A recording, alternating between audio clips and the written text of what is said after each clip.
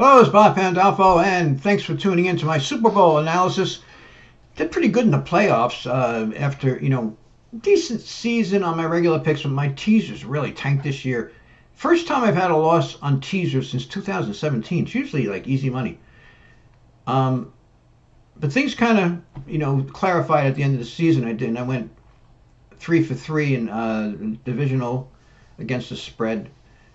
Last week I was 1-1 because the Broncos didn't cover, which they just played way too conservatively, which is I was surprised because Vrabel is a very good coach. I mean, he's one of the top coaches in the NFL, and when you play conservative like that and you put all the pressure on your defense, usually you lose, especially in these big games. But they held on. I mean, they got lucky in a way, though, the Patriots, because between the quarterback, who hadn't thrown a pass in 2 years, their backup quarterback with that stupid fumble when he should have just taken a sack, and he just kind of threw the ball away, and it was a backward pass. It turned out to be a fumble. And then, of course, the Broncos, big mistake by not, going up 10-0, kicking a field goal. They were in field goal range. They're winning 7-0. They have a good defense. And for some reason, they decided not to go for the field goal. And then the next thing you know, the game is tied 7-7. So I thought the Patriots got kind of lucky there in that game, but their defense played very well. I noticed the Patriots were a very good team in the fourth game of the season this year, and that's what I did bet them several times. I put in fact the picks are on here. I watched that game against Carolina, their fourth game of the season, and I said they're back. This is one of the best teams in football. The thing is, though,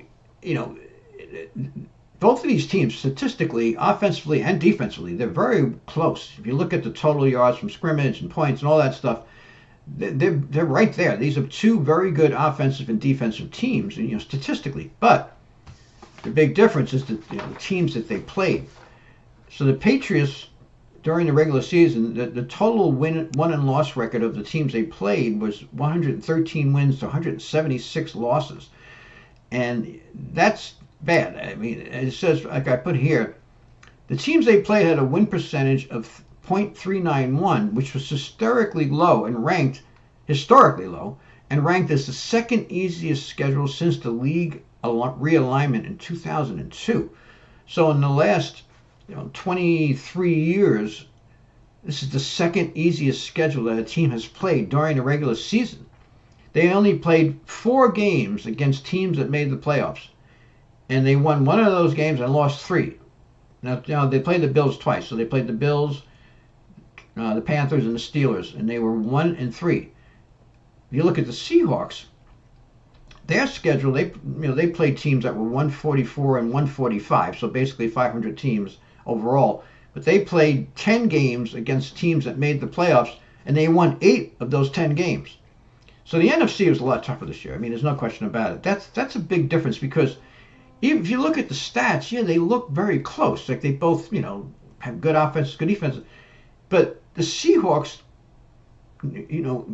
earn those statistics against much better teams. So that's a big difference. Another big key to this game is, the pass rush, because Drake May was sacked 47 times during the regular season. Sam Darnold was sacked 27 times.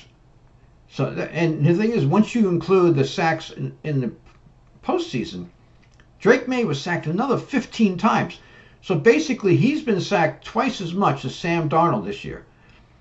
And, Sam Darnold was sacked 48 times last year, which was, a very high number when he was with the Vikings. But he still managed to win 14 games. He's now won 30 games as a starting quarterback over the last 2 years. Another thing, too, is you look at it, the Patriots defense has sacked quarterbacks 35 times this year, which isn't that good. It's not terrible, but it's not good. They're not in the top, half of the league, as far as sacks. The Seattle Seahawks, though, have 47 sacks, which is 12 more, and they are one of the better sack and quarterback pressure teams.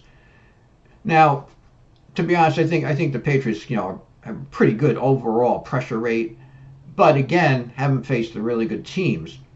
And they're not really, a specialist in sacking the quarterback. There's no question that the Seahawks have generally a considerably better pass rush. Both of these teams have very good secondaries. They both have good cornerbacks. Um, but I think a big key to the game is that Drake May is much more likely to get sacked and pressured. Now, he's a very good runner. He was the third leading runner for quarterbacks this year. He has fumbled a lot. He has to be really careful in this game not to fumble. One of the reasons why he's fumbled, his offensive line hasn't done, they've had some games in particular where they've done a very bad job, and he's getting hit so much and he's under pressure so much that they're knocking the ball out of his hands. And of course, when you're scrambling and everything too, you can get hit from behind, you get blindsided. So that could be a factor in the game. Overall, he's probably going to get more pressure in the pocket because the Seahawks. This is another really interesting stat. The Seahawks have not allowed a runner to gain 100 yards or more in 27 straight games over the last few seasons.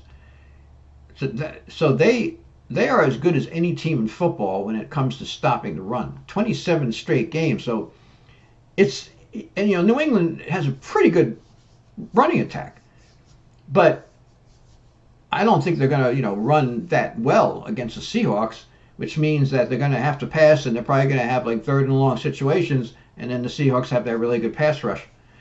So that's another big factor. And the other thing too, and this is the reason why I'm betting the Seahawks, is the skill players.